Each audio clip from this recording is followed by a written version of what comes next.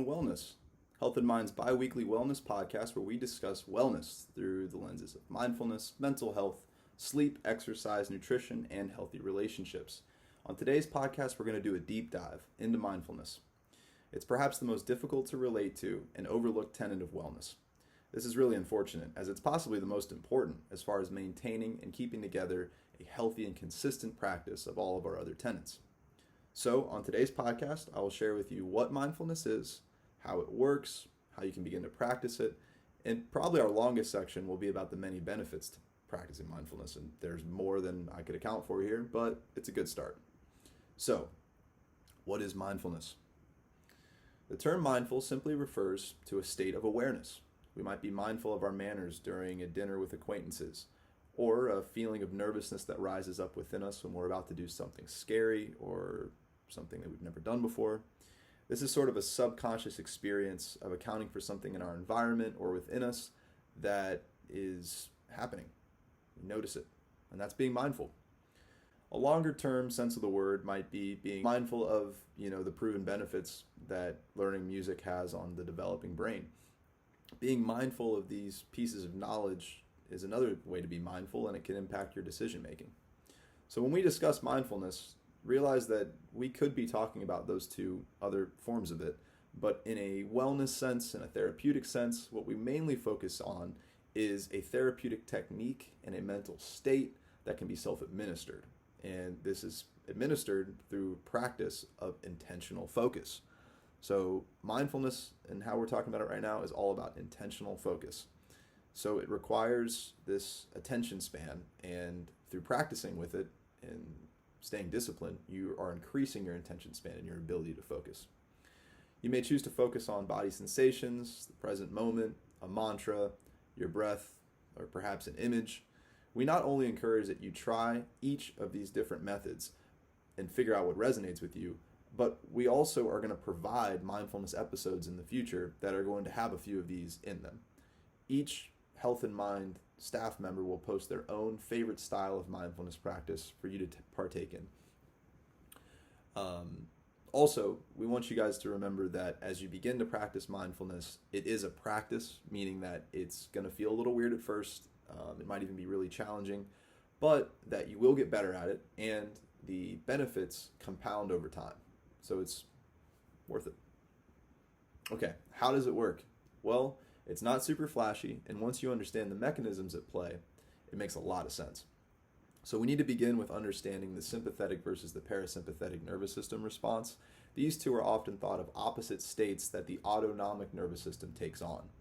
The sympathetic nervous system kicks in when we are in a state of stress. Real or imagined danger will trigger this response, and a host of hormone activity will kick into gear. Hormones such as cortisol and adrenaline will cause things like dilated pupils, sweaty palms, increased heart rate. It might stifle your digestion and cause muscle contraction. This response is adaptive. So if you're in immediate physical danger, it's a really great thing that your sympathetic nervous system comes online. Unfortunately, it's not so adaptive for those of us that are chronically stressed about things that we can't physically get away from, or if they're things that haven't even happened yet. An easy way to remember these two is to think of a time when you were feeling sympathy towards somebody. It usually happens when something's not going well, right? When things aren't going well in our bodies and in our minds, the sympathetic nervous system comes online. We've established what the sympathetic nervous system is all about. So now let's talk about the parasympathetic nervous system. This is the one that's responsible for digestion, sleeping, eating, mating, resting. So how can we activate this? Well, we need our minds and our bodies to feel safe, and we can trigger this by beginning with choosing to make our bodies relax. We can do this to varying degrees of success, and instead of thinking of this as faking it till you make it, think about, I'm going to consciously choose to control certain parts of my body, and in turn, that will trigger a more relaxed state. So let's talk about how we can actually do this. We've mentioned that your body needs to be relaxed and that your mind needs to be on a focused point. So as you intentionally focus, your mind will want to drift. That's completely normal.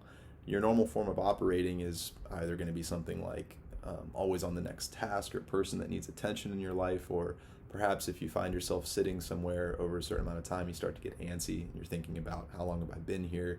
Your mind drifts completely normal response to trying to focus your attention. But what you'll want to do is bring your attention back to the point of focus again and again. That's how you're building that muscle. And remember, your point of focus can be anything. It could be a mantra, a guide, your own breath, or something else. But the important part is that when you feel resistance, when you feel your mind wanting to go somewhere else, you bring yourself back to that point of focus. Now, as for your body, all you'll need to do is remove distractions in your environment, close your eyes if that feels comfortable to you, and find yourself in a comfortable seat or lying down. You want to begin to breathe in slowly and breathe out even slower. Typically, you aim for breathing in for about half the amount of time that you breathe out. And you'll want to do this for at least the first minute, but depending on the exercise, you might let your breath go back to normal after that.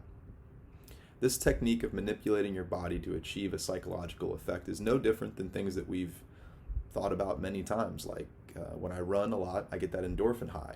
Another one you can think about is when you intentionally smile, even though you're not feeling great, all of a sudden you feel a little bit better. When you spread your body out, even if you're not feeling very comfortable or confident, all of a sudden you start to feel a little bit better. So what comes first, the chicken or the egg? It really doesn't matter. The point is that we can change the way we feel and are processing through intentional changes that we can make to our body and mind. So we've discussed how the body will change itself, will act as if it is more relaxed, and so it will become more relaxed. And we've talked about how the mind will focus in on a single place. And as a result of that, these two working in tandem together, we will activate the parasympathetic nervous system. Now, from that point on, your experience will largely depend on your history as someone who's practicing mindfulness, the style you've chosen, as we've mentioned a handful already. It'll depend on your current energy levels, your anxiety, your thought content. But ultimately, you will find yourself in a relaxed place due to this parasympathetic nervous system activation. My personal favorite place to get to, and it usually happens when I'm about 5 to 10 minutes into meditating, that's my preferred style, is a deep sense of peace about everything. I hesitate to say this is like a flow state. It's because like a flow state is more active. This is more of a restful feeling. So it's not going to be exactly like when you play a sport or you're in a great conversation. But it is similar in that you sort of feel at one with everything and time starts to slip away, if you can relate to that at all. And as a final reminder, as you practice this and as you try this out, you don't have to set a specific goal. You don't have to get to that state that I'm describing of feeling oneness. Perhaps just feeling like you breathe a little bit easier after is what you're aiming for. So this leads us to our last section. Why should you do this? Why should you make this a part of your daily life? Well, whether you're a skeptic or just curious, everyone wants to be sure that their time is well invested. We've got limited time in a day, and to take time out of it to sit there and be mindful, what's in it for you? What's the benefit? Well, there are a host of benefits, and I will not be able to get to all of them here in this podcast, but I want to start with a few of the obvious ones and give you a few that maybe you hadn't thought of. So, the first of the obvious ones, and we've sort of discussed it already, is this idea of relaxation and stress reduction. By turning on the parasympathetic nervous system and focusing our mind, we are going to slow down and we're going to find ourselves in a more relaxed state, and we are going to be relieving stress that way. Another benefit is an increase in positive emotion. Once you're focusing on a present moment and you're not so concerned with future happenings or the past, you develop a sense of gratitude and appreciation for what is, and you begin to let go of sort of the unhelpful mental striving that we might find ourselves in, or sort of that almost zombie-like mind state when you're scrolling or when you're just sort of contemplating the day. There's a newfound appreciation and happiness for what is after you've done a mindfulness practice, and that sort of lingers after you've practiced mindfulness for a long time on a consistent basis. So another one you probably expected was an improved sense of focus. That's really what we're doing when we're practicing mindfulness. So as I mentioned a second ago, the days of mindlessly scrolling may be at their end for you if practicing mindfulness becomes a daily thing.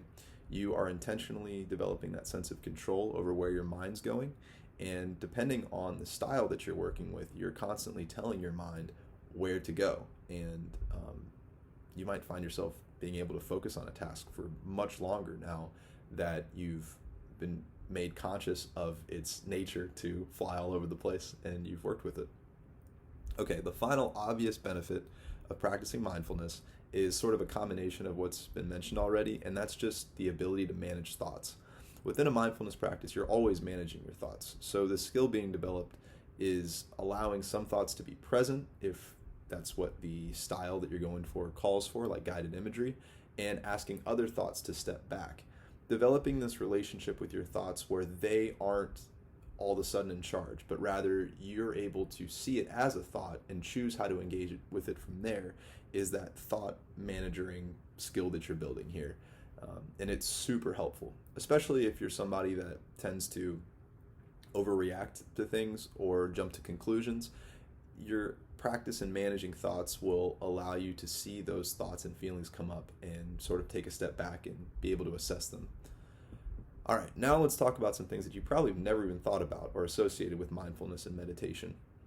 The first one is one that my capstone class was all about, and it's all about in-group, out-group biases. So this guy named John Kabat-Zinn brought scientific validity to mindfulness, at least here in the US, and he helped to prove that mindfulness training decreases the in-group, out-group bias. So what does that mean?